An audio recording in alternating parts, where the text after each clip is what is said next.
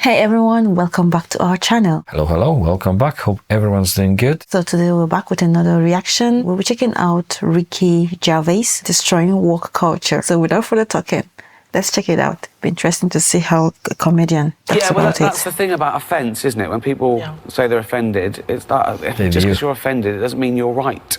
You know, it's offence is about feelings, and feelings are personal. Some people are offended by equality. So what? You know, so you can't second guess people. If you try and please everyone, you'll please no one. That's right. With comedy as well, I think you've got to deal with taboos and contentious issues, and sometimes you deal in irony, and some people don't get that. But, you know, you can't legislate against stupidity, otherwise you'll be doing nothing, you know, because I'm not doing it for the 200 egos in the room. I'm doing it for the 200 million people watching around who aren't winning awards, who aren't millionaires. Exactly. And freedom of speech is so important these days. I've reached the age now where I don't care anymore. It's a sin. To joke about all the bad things, that's a waste, because that's exactly what we should joke about. You can get sued in this country for saying someone's gay if they're not, you know, which is a homophobic law, because you can't be sued the other way around. You can't be sued for saying someone's not gay if they are, which seems That's interesting, unfair, doesn't it? Relax. I'm going to be nice tonight.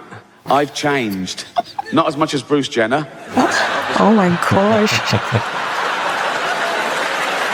And I found out my crime was that I dead named her. Now, I'd never heard that term, you know, before a day after the Golden Globes. And that was saying her old name and even acknowledging that she used to be a man. But oh, okay, that's about Bruce Jenner? Yeah.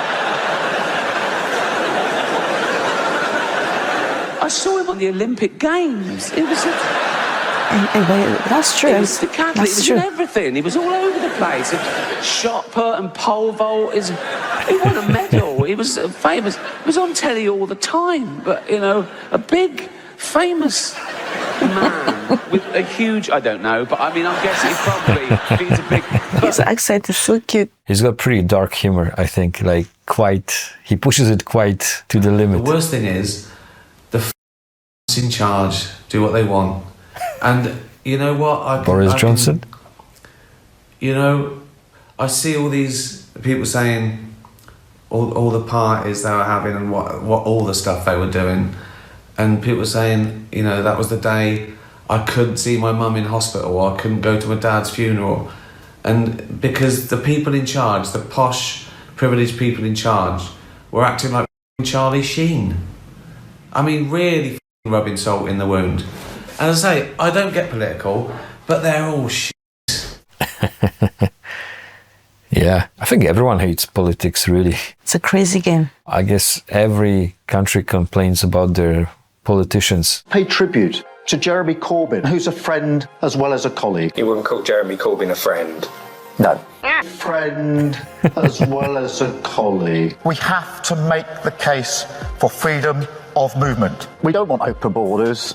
Freedom of movement has gone and it's not coming back. Can you guarantee that under your leadership, the 2019 Labour commitments to nationalise water, energy, rail, the Royal Mail, they'll all be in Labour's next election manifesto? I've made that commitment. Will you nationalise the big six energy companies, yes or no? No. It's so funny. All of this stuff is like he says one thing and then when are we going to stop changes his mind to something else. Taking went to Eton as a qualification to run the country? I mean, now. Yeah, that's actually true. It's some qualifications, you know, so that's before why I'm doing you this become as well, a politician. I've noticed all around, you know, there's a lot of annoyance and frustration, totally justified as well.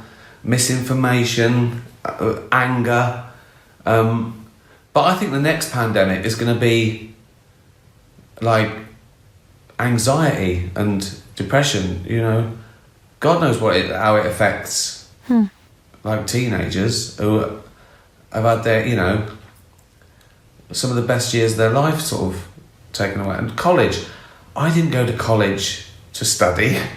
You know what I mean? 3 years living at home, doing things on Zoom, that's not my idea That's not my idea of a college experience. Macron in France takes his $80,000 watch off under the table while he's talking to people about tightening up and about how this has to be done. Et il y a les blocages, et les blocages, il faut pouvoir les lever quand il est c'est pourquoi j'ai demandé de négocier. Nous avons pu faire. Oh, it's off. Cultural appropriation. Have you heard of that? Cultural appropriation, the latest no-no. Now, again, in my day, it was considered a good thing to swap ideas with other cultures, with other nations, to share things with other races, to assimilate. Yeah. It was the opposite of racist. Now it's racist. Gwen Stefani got in trouble in her last video because she had her blonde hair in dreadlocks. People go, no, black people invented dreadlocks, you can't have them, you're white, that's racist. Jamie Oliver got in trouble when he put out authentic jerk chicken recipe. People go, no, black people invented that, you can't have it, you're white, that's racist. Now, black people, they use the N-word, don't they? We invented that. Oh man, these jokes are just on another level. That's the one, isn't it? That's the one. But these people are virtue signalling. They're trying to bring people down to raise their own status. And they say it's because, no, we're protecting minorities. Like, they're basically saying minorities haven't got a sense of humour, which is so patronising. And I get that as well, to what it's like to be outnumbered. In this country, we're still only 5% black, 5% Asian, 5% LGBTQ, you know, tiny numbers. Now, I'm a white, heterosexual multimillionaire, right? There's less than 1% of us.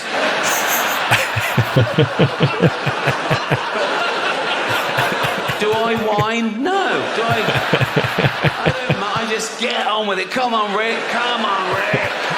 Just keep I'm like Rosa Parks. Do you know what I mean? I'm like... Except I fought for the right to never have to take a seat on a bus. Some pretty cool clips of Ricky Gervais. Yeah, right from the first time we checked him out on the Globe Award? Yeah. Yeah, Golden Globes. It was, I just liked him because that was like the first time I ever saw any of his comedy. He's not scared to say what he feels, you know, he doesn't care, you know.